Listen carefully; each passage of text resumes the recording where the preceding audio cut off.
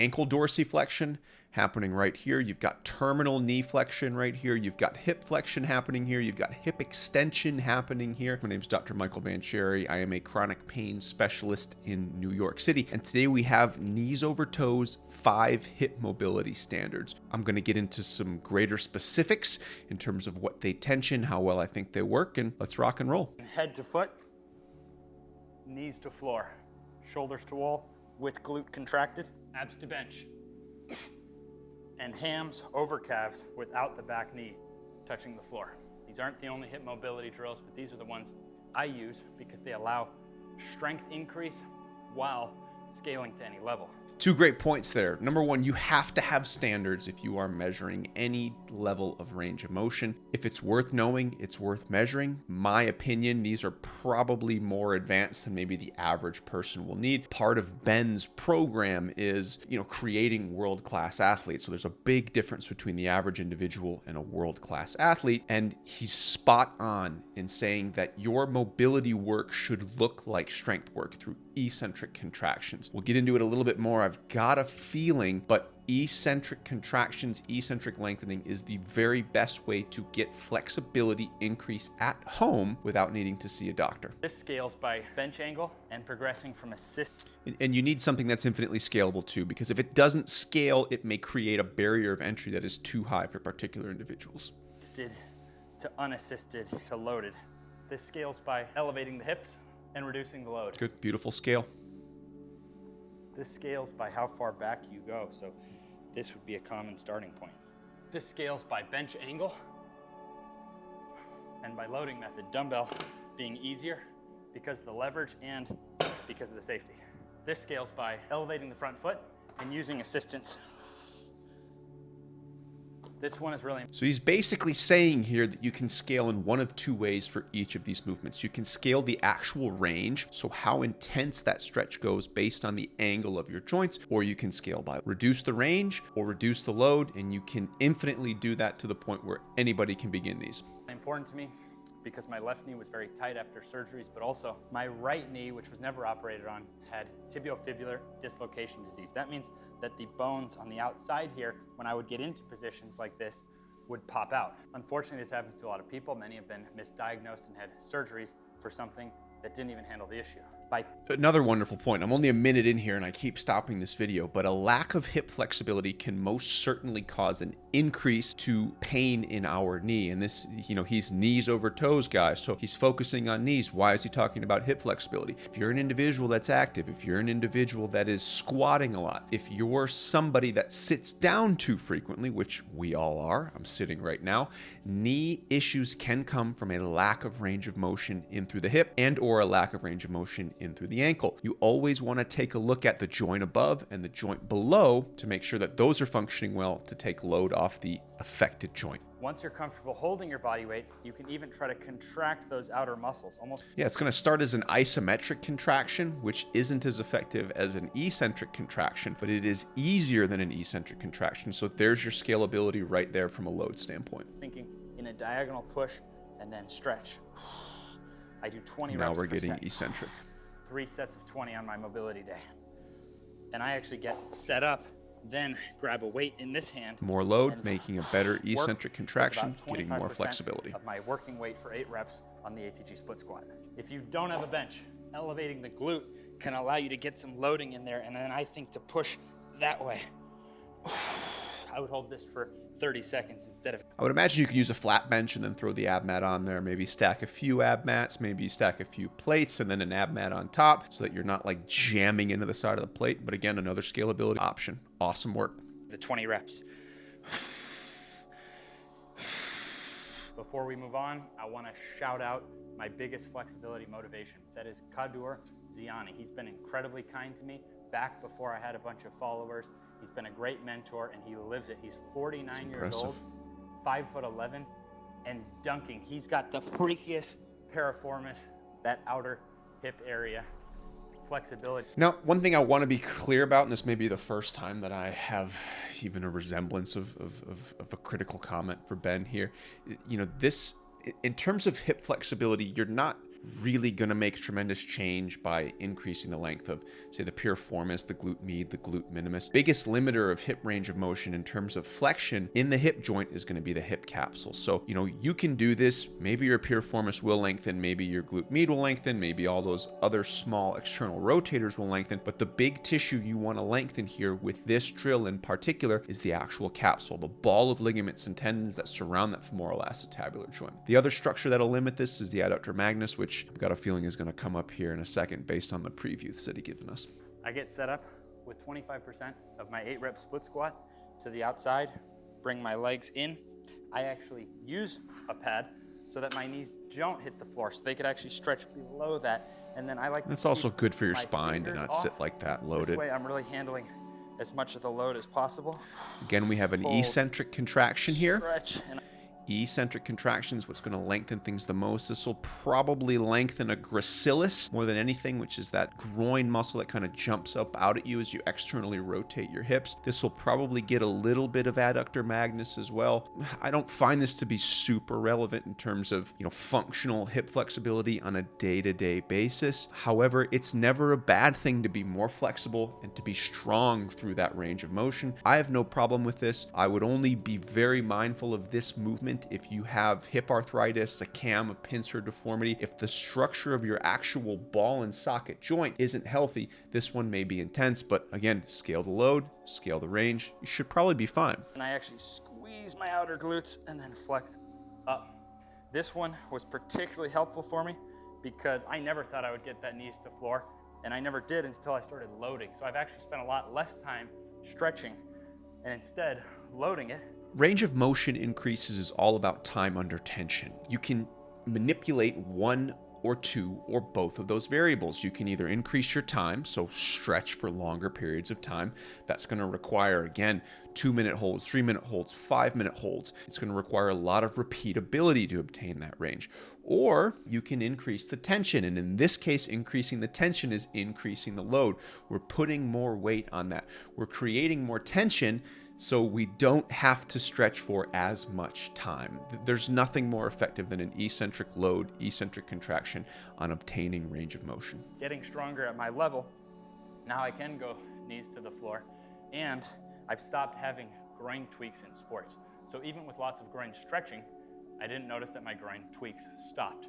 So I think this helped. The key to not having strains in a particular muscle is to make sure it is long enough to absorb load, right? A shortened muscle isn't going to absorb as much load because it's not going to be able to relax as much. And then make sure the muscle is strong enough so that it can kind of eccentrically catch some of that load. If you can get a muscle to an adequate range and an adequate level of strength, the chances that it is going to tear is much, much lower. All a strain is a grade 1 tear. Get length, get strength, decrease the risk that you will have tears. Now, there are other components to it. You can develop scar tissue, you can develop adhesion to where, you know, you'll likely tear at the end or right after that glob of scar tissue. Likely can get some of that to break down with this eccentric loading, time under tension. But if you've got a ton of scar tissue, an in-person visit to a doctor would probably be warranted. However, give this a try. It's cheaper, it's less time consuming perhaps than going to a doctor, but give it a whirl, see if it works. If it doesn't, get to a doctor, get your adhesion moved. You'll feel better. To get into this sideways so I can safely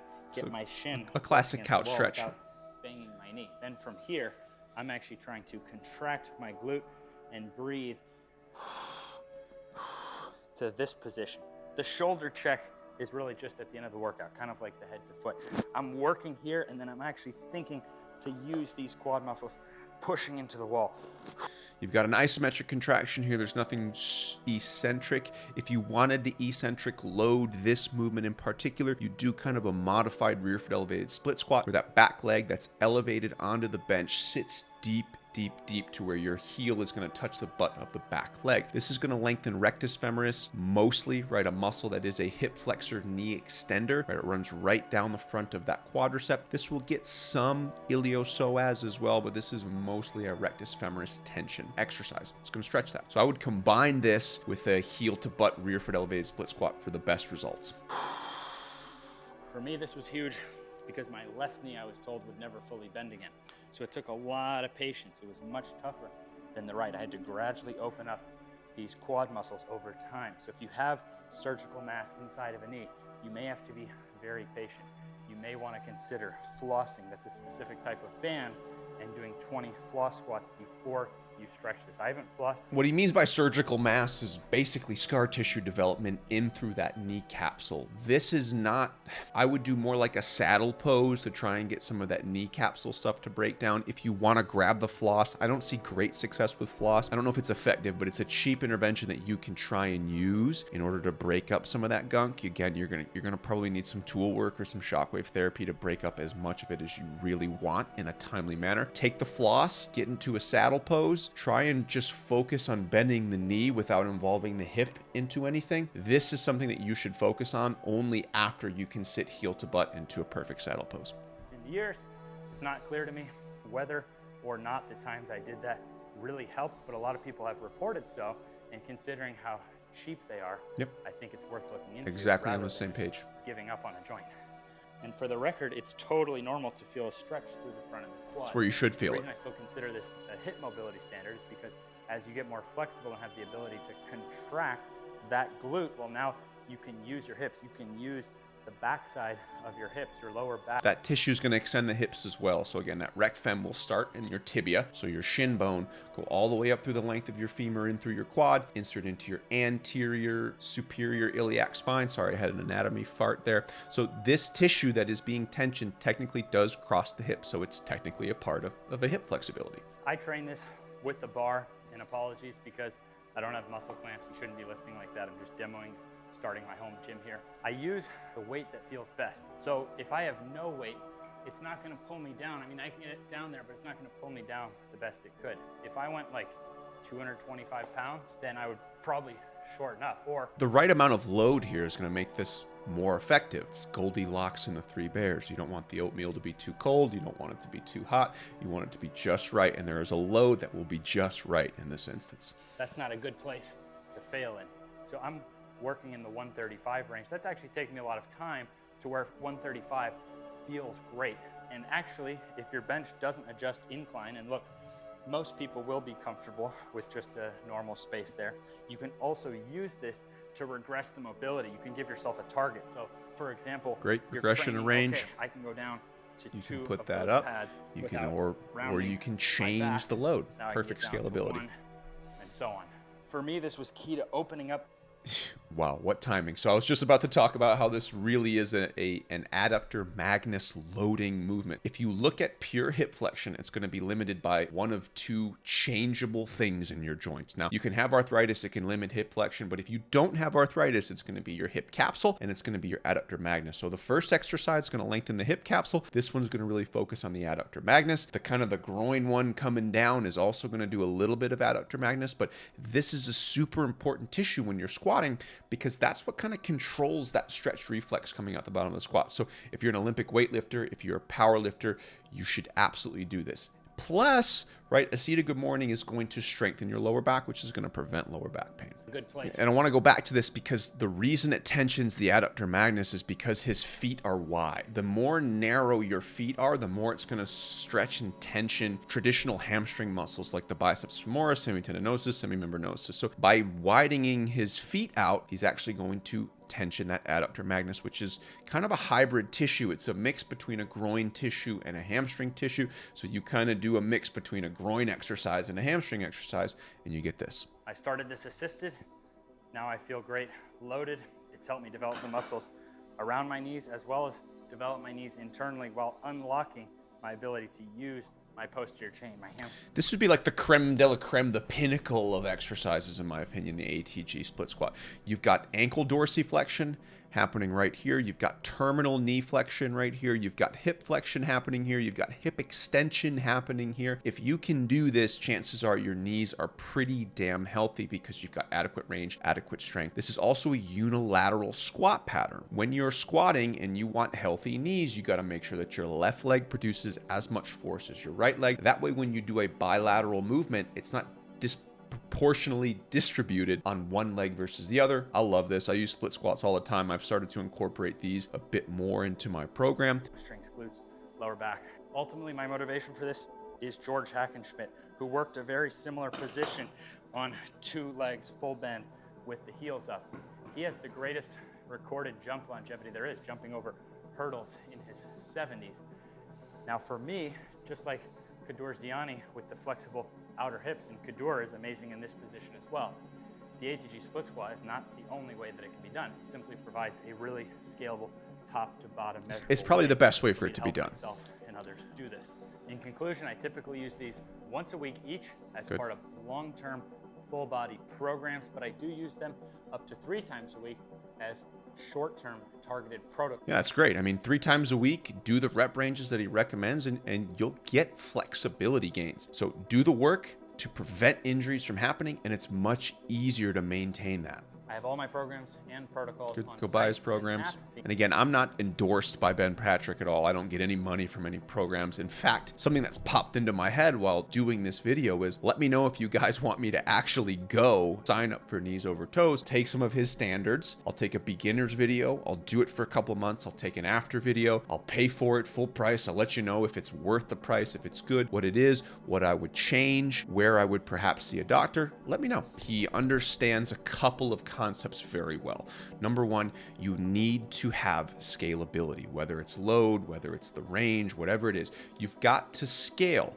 Number two, he has standards. Hey, here's when you are done needing to acquire more range of motion.